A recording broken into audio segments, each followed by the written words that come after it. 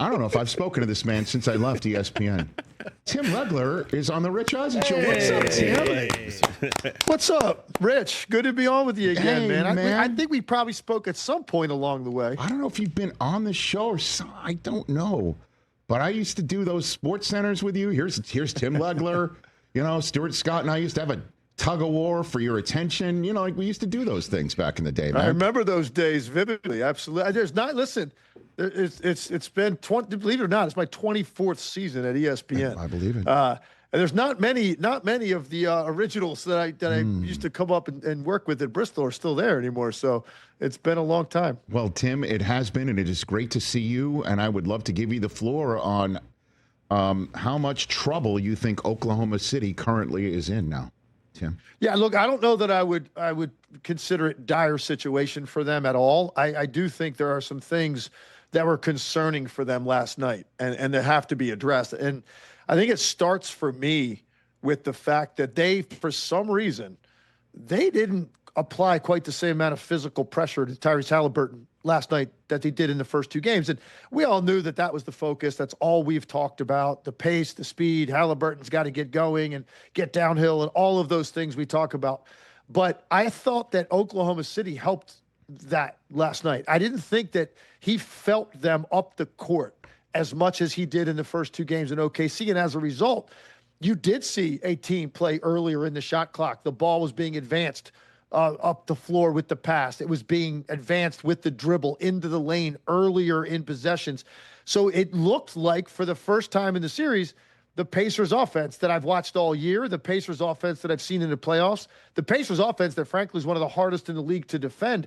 It looked like OKC had that completely bottled up, and now it's loose. So now what do you do for game four? You fall down 3-1. This is a 68-win team. I'm not saying OKC couldn't come back from a 3-1 deficit. They were the best team by a lot this year in the NBA. Clearly, you get the game. You've reduced it to best of three with two of those games being at home. So it is a pretty critical game tomorrow night. I think they got to make some adjustments physically, defensively on Halliburton. And I think Shai Gilgeous-Alexander got worn out last night. I just thought that Indiana did an incredible job containing him initially with all those ball screens where they did a horrible job of that in Oklahoma City. He controlled both of those games. They made the adjustment. The body positioning of their help defender was much better last night. He had much less space, a lot more traffic for him, and he looked gassed in the middle of that fourth quarter. Every whistle, he was grabbing his shorts, bending over, looked like he was taking deep breaths. I've never seen Shai Gilgeous-Alexander look that tired. Well, and it wasn't just him who was looking like that way in the fourth quarter as well, which leads to 35% shooting and losing that final quarter by 14 points and Indiana being up 2-0. I mean, they're giving him, I guess, in a way, from the Eastern Conference Finals, the Brunson treatment, which is picking up 94 feet on the floor. And it took 8 seconds for the first whistle last night when SGA threw an elbow, I believe, at Nembhard. I guess foreshadowing the type of defense he was going to see all night. Yeah. No doubt. And I think, look, I talked a lot about it after game two. I did some touchscreen analysis on it. I thought one of the things they did to him last night, which was different, they didn't let him pick a side to go to. And what I mean by that is the guys that were guarding him initially in Oklahoma City in those two games, the initial defender, which is typically they want that to be Nesmith or Nembhard, those guys were kind of just squared up on him. So their shoulders were just squared up on his body. They weren't forcing him initially one direction or the other. Now, and why is that a problem? The problem is he gets a lot of ball screens. So if you're squared up on him as a defender and you're not dictating his, at least initially, he's going to go right or left because I'm making him go that way, then your help defender on the screen doesn't know where to be. And so when these ball screens were coming out in Oklahoma City, these guys are sprinting out there. Sometimes it's a big, sometimes it's another guard. The defender so often ended up being on the wrong side of the screener because Shai went the opposite direction. So right off the bat, the containment was blown up.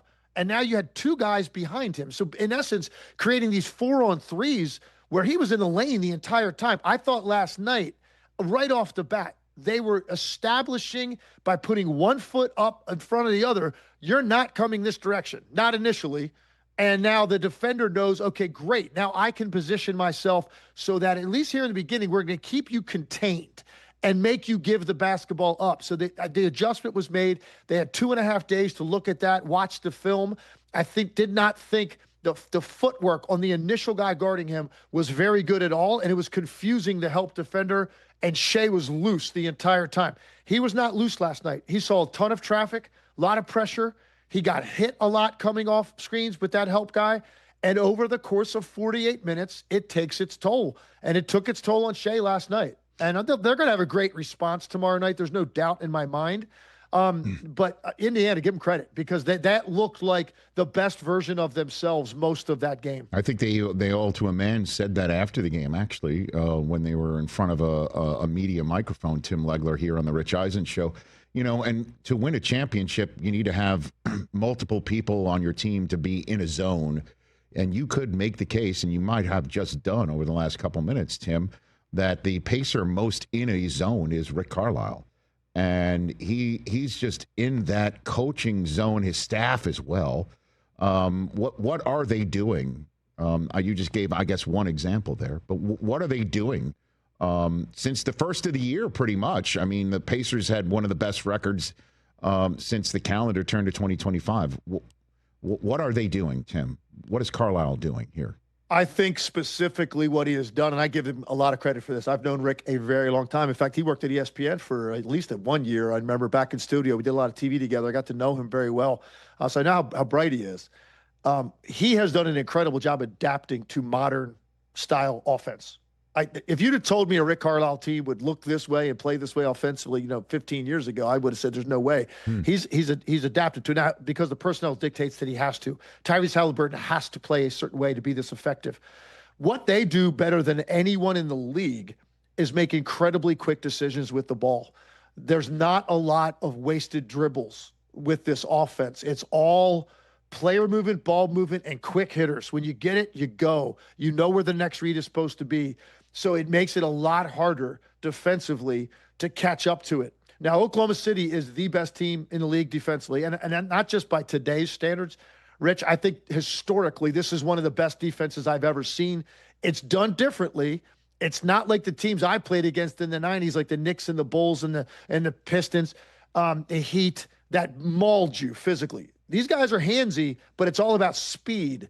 The only way you can play against this level of team speed is for the ball to move through the air or quickly and decisively to the next driving gap without holding it, without over-dribbling, because that's when they start to load up on you. They get sets of eyes on you. I've described their defense as putting food into a fish tank when the ball goes in the lane. That's what it looks like the way they swarm the paint. What do you do to combat it? The ball has to move through the air, and you've got to have a lot of player movement off the ball. And Rick has done a great job at making sure they've got great spacing, balance, the ball moves. Everybody's bought in. He has adapted to his personnel, and they've created this real juggernaut offensively. But like I said, they were really running in mud those 2 games in Oklahoma City. I didn't recognize that team. Last night, that's the team I've been watching for most of the last 3 or 4 months. The question is now, can Oklahoma City rein that back in? Tim Leggler here on the Rich Eisen Show. So we just talked about Rick Carlisle extolling his virtues. I will tell you what I said in the previous segment, Tim. If he keeps it up, the Knicks might ask for permission to hire him, And I don't know. Well, they've asked everybody else's permission, Rich. I'm surprised they haven't reached out to you. Well, Tim, I'm going to give you an exclusive. They did, and I gave them, as Shams would say, a firm rejection because I kind of like my lane that I'm in. What are the Knicks up to? Do you think, Tim? Like, what is happening here, man? No idea. This is obviously been handled incredibly poorly. I didn't agree with the firing in the first place. You didn't. I'm not there every day, so I don't. It's hard to know what the tenor and tone of the team was. I do know this: they just went further than they had in 25 years. You come off one of your most successful seasons in the last 2.5 decades. That usually doesn't result in getting fired. Ironically, I believe if they had, say, played the Celtics, a healthy Celtics team, let's say Tatum doesn't get hurt, and somehow Boston wins that series in 7 tough games, a game 7 at home, they beat the Knicks by 2. I have a feeling that would have felt better to Knick management than getting to the conference finals and losing to the Pacers, because it was a foregone conclusion, I believe, that the Pacers don't belong in this series with us. And to me, it was like, have you been watching this team for the last few months? I really feel like it was a cumulative effect of the letdown feeling that everybody had, thinking Celtics are out of the way, the Cavs have been taken care of for us. This is our path to the finals. And it didn't happen against a red-hot team in Indiana. Of course, that game one, it was very difficult to recover from that game one loss to the Pacers, coming back the way they did in that game. I didn't like it. I thought it was a knee-jerk reaction to it. And I think if you make that move, you better have a very clear idea of what you're going to do, who you're going after, and that you can get that person. With all this stuff getting leaked, so now what are you telling me? They're going to reach out to 5 or 6 people, and then they're going to sit up there at the press conference and tell you that this was the guy they wanted all along, whoever this ends up being? That's the problem with stories like this, when they get away from you as an organization, and I think that's what's happened. Your guess is as good as mine who their next coach is going to be. All I know is it's not going to be the guy that they initially wanted, and that's going to be an awkward situation going into that job in a media market like that. So who do you think would be? You don't have to give me a name if you don't want. You can if you have one. The style or what you think the Knicks would need, and who would that person be if you're willing to give, based on what you've seen what the Knicks are, Tim? Yeah, names are hard because they're so hypotheticals, and you end up just pulling something out of thin air. Like most of it, that's why I even hate stuff like around the trade deadline and all that. And it's just 99% of what you're discussing can't come to fruition. Right. So names are tough. Well, what I will say is this. I do think they need to look at as great as Jalen Brunson is, I think they need to look at stylistically the way that their team plays and the reliance on his dribbling the basketball and his usage rate. I do think you can get into situations against really good defenses that it's going to make it tough for them to operate in that way. I know they've got defensive issues with he and Towns, and that's been talked about a lot, and how much better they were with Mitchell Robinson on the floor and how that addressed some of that. That's just going to be there because of who those guys are as players. They're great offensive players. I think that's a style that can bog down when you get to play a great defense. So I think stylistically, if you can maybe get his usage rate down a little bit where the ball moves through the air a little bit more, that would be something I'd look at going forward. Look, they've added all the talent they really need to compete and contend. You go out, you get Anunoby, you get Mikal Bridges, you get Karl Anthony Towns. My goodness, to go with a guy that's first team all-league and Jalen Brunson, that's enough talent. And now it's a matter of finding a style that can, one, compete with Boston. That's really still the barometer in the East, in my opinion, a healthy Boston team. And then how do you get the most out of your pieces offensively? Because I'm not sure that they really did that. And you kind of said something, Tim, in the few minutes I have left with you here, that I want to dive back into, go back to the Pacers here. The Knicks and their fans, or just the general sense was, all right, the Cavs won 64 games. The Celtics were the defending champs. Those are the ones in front of the Knicks in the standings. They got removed by the Pacers and injury, right, to clear the path for the Knicks to have a home court advantage against a Pacers team that they should beat. What are we missing about the Pacers? Why are the Pacers constantly being overlooked? Kind of reverse engineering this conversation, Tim, right? Because right now, the city of Vegas still has the Oklahoma City Thunder as the favorites to win the NBA championship. What is everybody missing? Why are we missing things on the Pacers so frequently? Rich, going into the series, I thought Oklahoma City was going to win the series in 7 games. So I was giving, I think, Indiana an appropriate amount of respect because I've been watching that team all year. I talked about them a lot last year when I felt like nobody really was paying attention because I think they're that lethal offensively. So here's what I think has happened. Last year, people kind of disregarded what they did because they did catch a break with all the injuries in the Eastern Conference. I mean, they didn't have to deal with a healthy Joel Embiid. They didn't have to deal with a healthy Giannis Antetokounmpo. The Knicks were walking wounded by the end of that series, had no depth whatsoever, playing guys 45 minutes in playoff games. So people looked at it like, okay, yeah, they're a nice team. Halliburton had this meteoric rise like mid-season last year, so people were noticing him. but they still felt like they didn't take the East's best punch last year, and they ended up in the conference finals against a superior team, the best team in the league. So, okay, what do you have for an encore? They come out of the gate 10-15, and I think people were looking at them and saying, there you go, that they're just like the Hawks a few years ago, made their run to the conference finals and never to be heard from again. And I didn't really ascribe to that because I know what I saw last year, and I was waiting for it to click. They had some injuries at the start of the year. They got some of their bigs back. They got healthy, and from January 1 on, what you saw were metrics on both ends of the floor. There was only a few teams that were like top 10 in the league on both ends. They were one of those teams.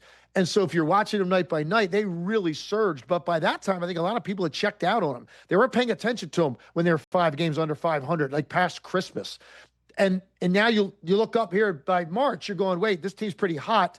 And then by the time they got to the postseason, I think anybody that didn't think this was a legitimate threat to do exactly what they're doing, I just don't think you just weren't giving them enough credit for the product. So I think that had a lot to do with it. Now, what an encore. And now people, I think going into next year, understand this team is a legitimate threat. Now, they've got some very difficult decisions to make with their roster. And do they want to go into the luxury tax or not? They've been reluctant to do it. You want to keep this together, you're probably going to have to. You're going to have to pay some guys. And they've got some decisions to make. But certainly those decisions might become easier if you win a title. All right. Before I let you go, guys, trivia question. Do you know who won the 1996 three-point contest at the All-Star game? Oh, I do. Anybody? Anybody? Oh. Yes, sir. TJ. Yes. Would that be Tim Leggler? Yes, Tim Leggler. Yeah. You took out. I got the list here. You took out Steve Kerr. I mean, he's got a good shot. Glenn Rice, right? And then in the final throws, Dennis Scott, D. Scott. Is that correct, Tim? I was hanging. I've been hanging with D. Scott this during the finals because he's with Turner, so I see with all the games. We always reminisce about stuff like that. real quick. No, take story your time. on that. Please. Real quick story on that. Sure. So a couple things going through that night. Number one, I drew the number 1 in this little. They passed a hat around literally that afternoon, and I drew 1, so I got to shoot first. I thought that was a major advantage because I went right from warm-ups to shoot. Okay. You know, with all the commercials and by the time you're the 8th guy to shoot, the format was different. Who knows how long you'd been sitting there in real time? So that helped me. Mm-hmm. But then the biggest break I caught was it's down to the final 2. It's myself and Dennis Scott. We go out to half court and there's a coin toss. Mm-hmm. Dennis Scott wins the coin toss. And I'm thinking, I knew if I had won the coin toss to choose first or second to shoot, I definitely was going to shoot first. Right. He won the coin toss, and he thought about it for a second, and he pointed at me and said, you shoot first. I caught a break because to me it was like, I'm going to put a number up. Like I'm not chasing anything. I'm just shooting. When you are sitting there watching a guy shoot well, and now you're thinking, I gotta match the number. I thought that helped me out a lot that night. But I felt really good after warm-ups that I was going to go out there at least for a night and prove. I thought I was the best shooter in the world, and I had to go back it up. Who was in the stands? Like who were the luminaries watching you do your thing that day? One of the coolest things I remember was all the All-Stars were sitting there, of course, in suits, getting ready for the game the next night. Right. And Juwan Howard, my teammate, that was his only All-Star appearance that year. He had a great year in Washington. There's a video of him as it's clear I'm going to win it. I put the number up, and Dennis Scott got about to the 3rd or 4th racket. It was obvious the math didn't add up, and I was going to win. And then they panned over to Juwan Howard, who was going down and saying, give me my money, to like Reggie Miller and like all these guys that were sitting there. I said, apparently he had laid some money on me to win as his teammate, as he should do. It was actually one of the better All-Star weekends I think the franchise has ever had. Rasheed Wallace hit the game-winning shot in the rookie-sophomore game.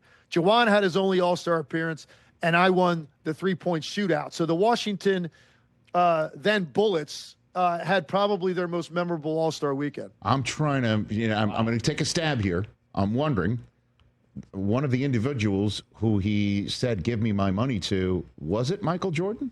Was Jordan one of those guys that Howard took a shot at? He had to have been there.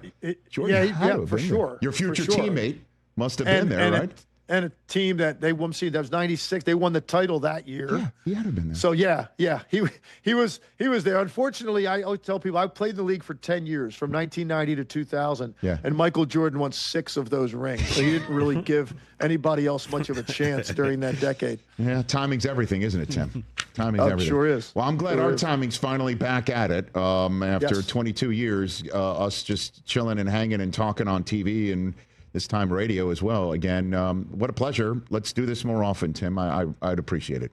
Love to, Rich. Anytime Right you want me back to at come you. back on, I'd love to come. Thank you. Tim Leggler, everybody. Go and follow Legs on all the social media, and of course, see him on all the worldwide leader in sports. Pardon me, serving fans everywhere. ESPN family of networks. Catch the Rich Eisen Show live weekdays from 12 to 3 p.m. Eastern on Roku Sports Channel in the U.S.